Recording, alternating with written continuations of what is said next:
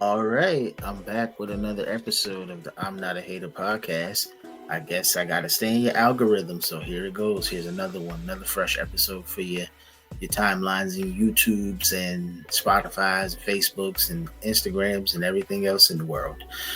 Basically, this episode is basically just some random thoughts that I've been thinking about over the past couple of days and kind of answering some questions and some comments that I've received on the internet as well. This probably won't be, super long unless I decide to, go into depth about certain things, but we'll see. We'll just let it flow as it goes, and the more we do, the better off it'll be. All right. So once again, though, I have to thank everybody that's been watching the clips and things that I've put on the internet over the past couple of days. I do want to say I appreciate that very much. Is I'm getting back into it, so it's been a treat to see people engaging and taking the things that I've said and leaving some good comments, some different comments. That comes with the territory when you talk about things and people have opinions. But mine is all opinion. I'm just saying how I feel about certain situations.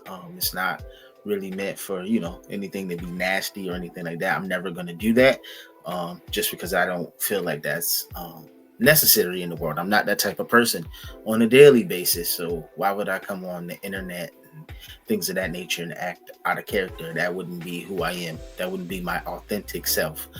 So I'm never going to get out of pocket with anybody. If you leave me a dirty comment or anything like that, I'll just ignore you. And thank you for watching, of course, because you had to watch long enough to leave a comment. But I'm never going to go back and forth and get into a whole internet battle with you. You're going to do that with yourself.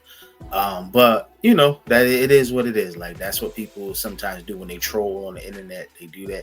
But I'm not here to troll. I'm here to speak for people who don't always have the ability to speak for themselves and kind of state how they feel about stuff. Like this whole Trump and Elon situation. Like, I see my comments yesterday got a lot of views. A lot of people felt or mostly agreed with what I was saying, that you cannot pick these unqualified people to run the country in these high positions, and then when it turns out they're not right for it, you want to cast them off. He hasn't casted anybody off, but at the same time, they are not the people for the job. Lyndon McMahon knows nothing about the educational systems of today. You would have been better off picking a qualified, and I say that strongly, a qualified teacher, administrator, somebody with some experience working in a current day school system. I won't say like one in the past, because even that's different. Post COVID school systems are completely different than what you ever thought they could be. When I went to school, it was one thing. When my kids went to school, it was completely different. All learned completely different ways. They learned majority on computers. I did on paper. Out there in the world, there's probably now 2, 3 generations now that don't know how to write cursive.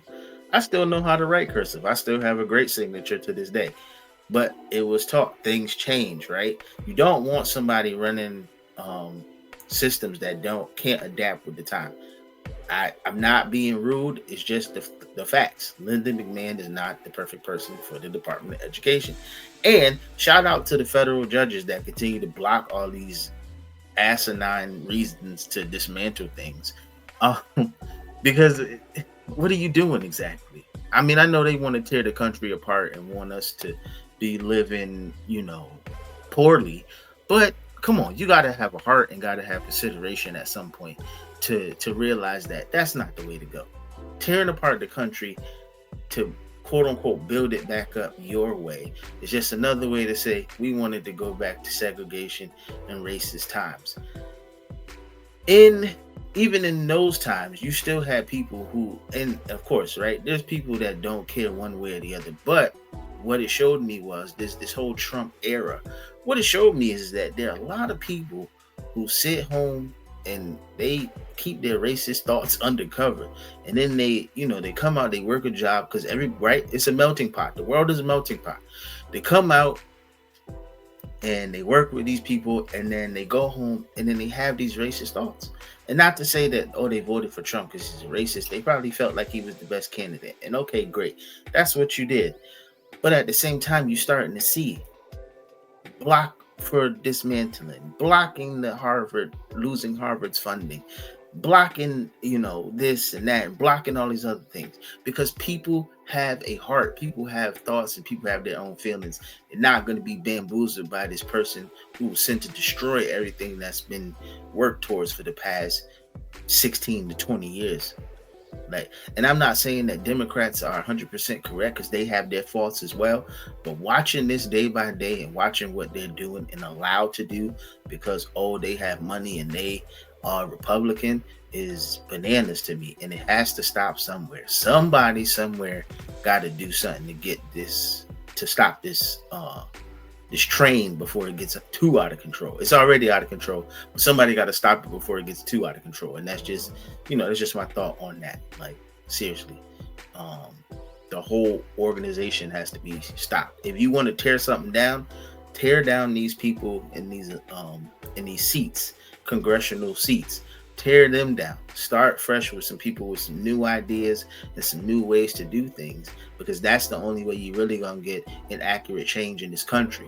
Keeping the old guard in the seat is not doing anything but keeping the old guard in the seat. It's just keeping it the way it was, and we're just gonna keep doing things the way it's always been done, and that's shown that it's not working. I wish Bernie Sanders had 100 years on this earth, because he has it right. Just being honest. Man, let me see. Okay, I started talking about mental health in another episode. Is men's mental health month, and just want to delve into like joy and happiness and things of that nature, and what really brings, in my opinion, like what really brings joy and happiness. Now, again, I'm gonna state this off in the beginning. It's my opinion, so it doesn't have, you don't have to agree. You can wholeheartedly disagree. In my opinion, true joy and true happiness is doing the things that you love to do. Ultimately, somebody else's opinion.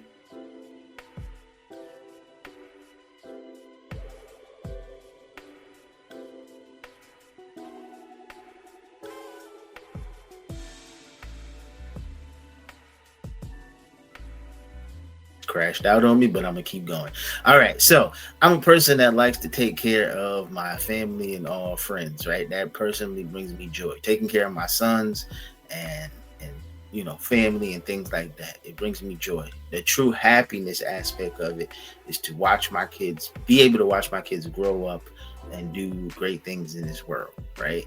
Now, the joy, it comes from the things that you want. Now, when you're in the religious world and religious context, like I was brought up, they told me it's indoctrinated in me that the joy that I have comes from the Lord Jesus Christ. Okay, somebody who doesn't believe that will believe that joy comes from what you manufacture each day. Now, I can't tell you what to believe. I can only believe. My joy comes from the Lord. Okay, God gave me joy in the world, right? The people in the world itself can't take it away. I wholeheartedly believe that. So if you ever had any question of whether I was a Christian or anything else, there you have it.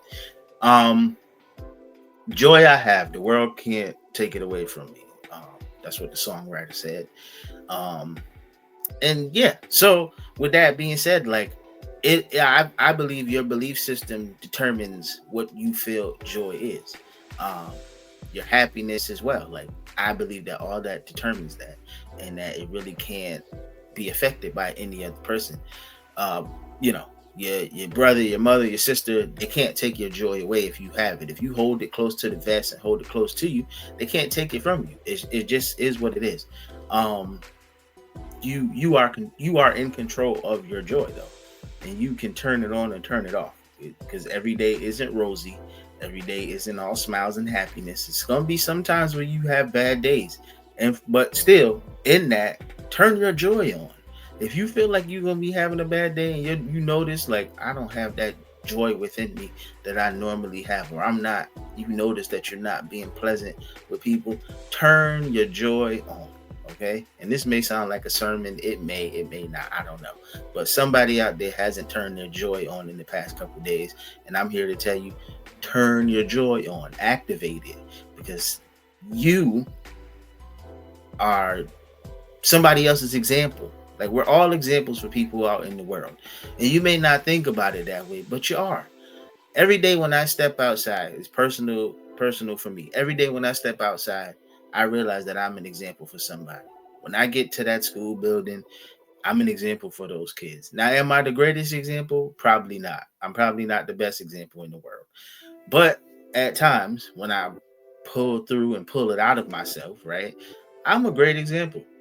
I'm showing these kids how to, you know, hey, take the initiative, come into work, do the things that are necessary to have a great day, build a rapport with people, come in and be a people person. You don't have to overdo it, but do it enough. Be a people person.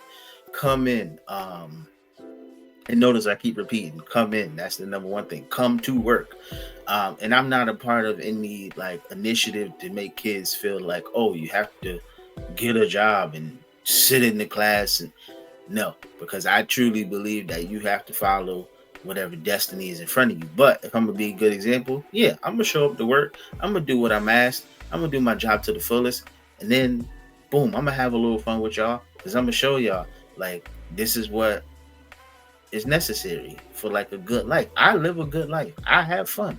Do I have my days when it's terrible and I'm not really into it? Yes. Do I have the days where I'm just like, oh man, another day. I don't really want to be bothered. Yes. For these past 2 weeks since I realized that school is about to be over, I am dreading having to get up and go in.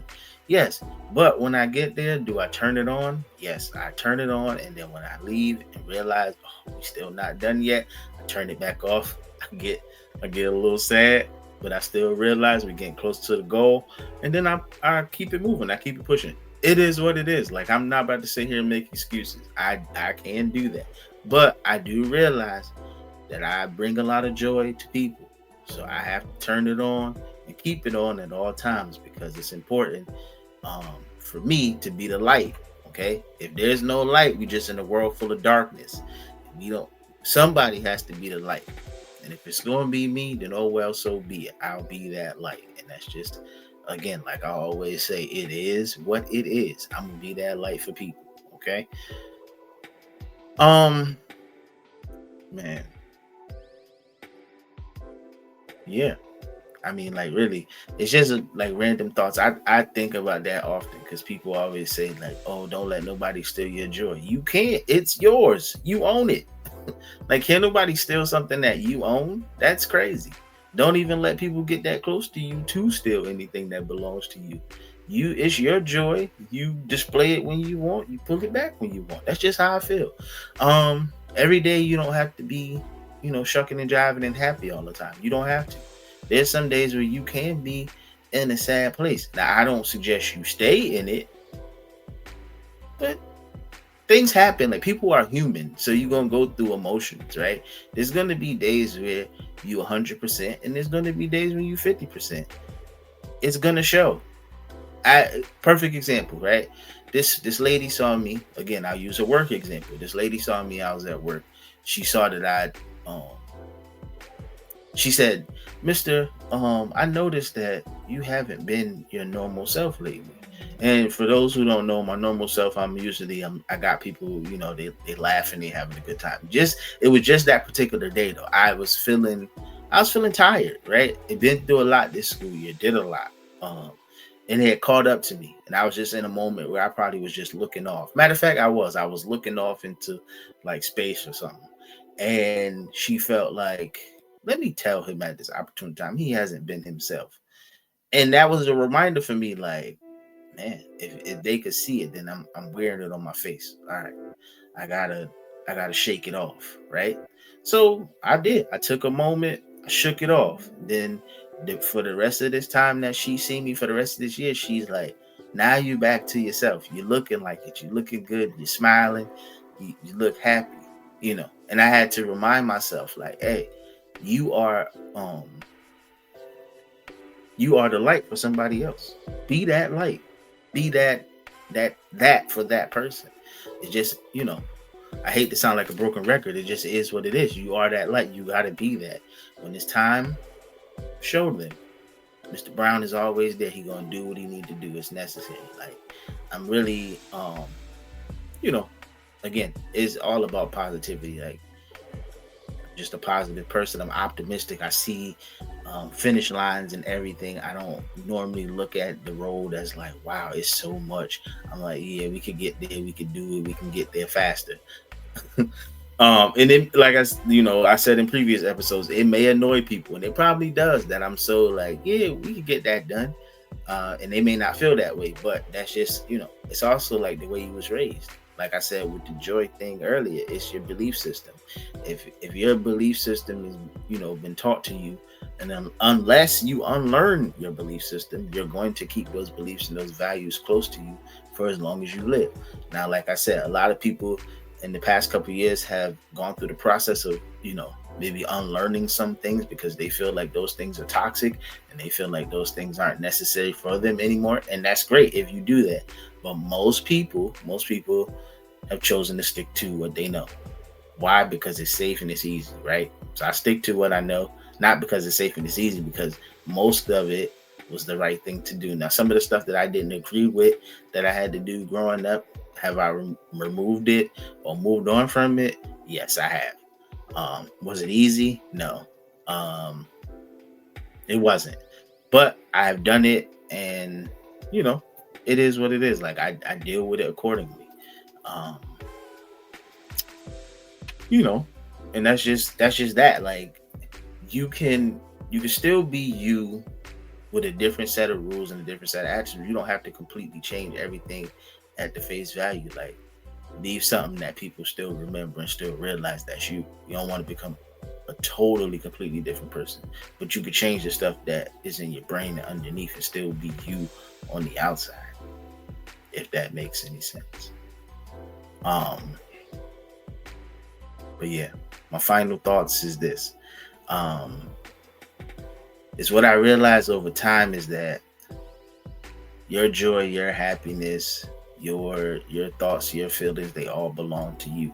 They're not made for people to criticize, and if people are doing that, they should keep their mouths closed, because it has absolutely nothing to do with them. It's all about what you want to do and what you feel is necessary. Now, when you gain a family and things like that, you have to change up sort of the way that you do things, because you are responsible for other people. And when it comes to kids, you become their teacher, and otherwise first teacher, right?